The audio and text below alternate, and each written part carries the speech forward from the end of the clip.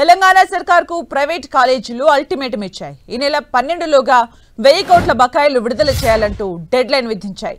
ఈలోగా చెల్లించకపోతే 13 నుంచి సమ్మెకు దిగుతామని హెచ్చరించాయి.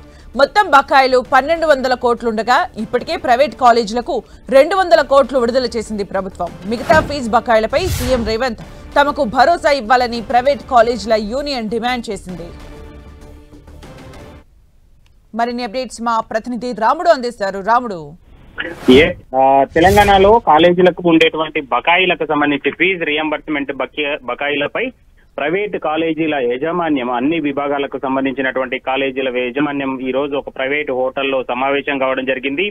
దసరా దీపావళికి సంబంధించి ఈ 2 నెలల్లోపు దాదాపు 1200 కోట్లు చెల్లిస్తామని గతంలో తమకు ప్రభుత్వం హామీ ఇచ్చింది. అయినప్పటికీ వాటిని రీచ్ కాలేదు. కేవలం 200 లేదా 300 కోట్ల వరకు చెల్లించినట్లుగా మాత్రమే తమకు సమాచారం అందుతుంది. కానీ పూర్తి స్థాయిలో నిధులు రాలేదు. కాబట్టి ఈ నెల 12వ తేదీ తర్వాత తాము 13వ తేదీ నుంచి సమ్మెకు వెళ్తామనేది వాళ్ళు ప్రకటించడం జరిగింది. విద్యార్థులను కలుపుకొని మేము ఈ పోరాటంలో పాల్గొంటాం, వివిధ రూపాల్లో తమ పోరాట కార్యక్రమం ఉంటుందని కూడా చెబుతున్నారు. అంతేకాకుండా 12వ తేదీ నుంచి 18వ తేదీ లోపల ముఖ్యమంత్రి గారి అపాయింట్మెంట్ కోసం మేము ప్లాన్ చేస్తున్నాం.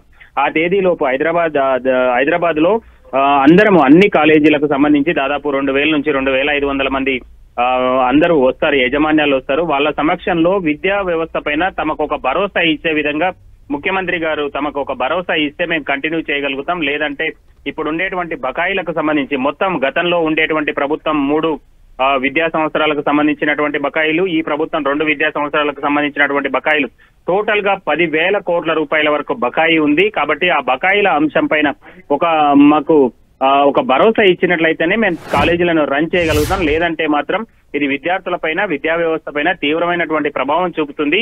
కాబట్టి తమ కాలేజీలు అందరూ దసరాలు చేసుకుంటుంటే మేము దసరా చేసుకోలేనటువంటి పరిస్థితిలో ఉన్నాం. తమ కాలేజీలో పనిచేసేటువంటి సిబ్బంది కానీ, ఉపాధ్యాయులు కానీ ఇబ్బందులు పడుతున్నారు.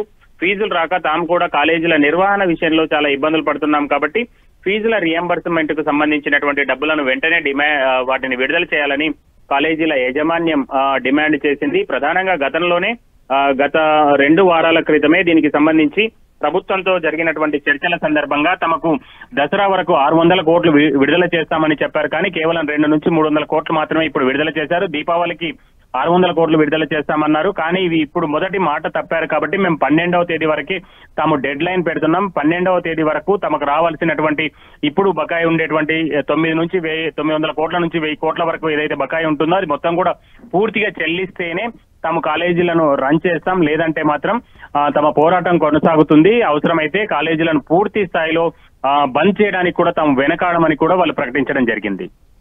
థ్యాంక్ యూ రాముడు ఫర్ ద అప్డేట్స్.